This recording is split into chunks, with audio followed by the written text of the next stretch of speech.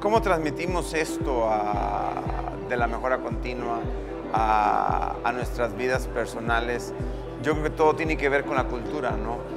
Cuando en nuestra empresa se habla de mejora continua, cuando vemos que las cosas funcionan para bien, yo creo que se empieza a transmitir en nosotros, ¿sí?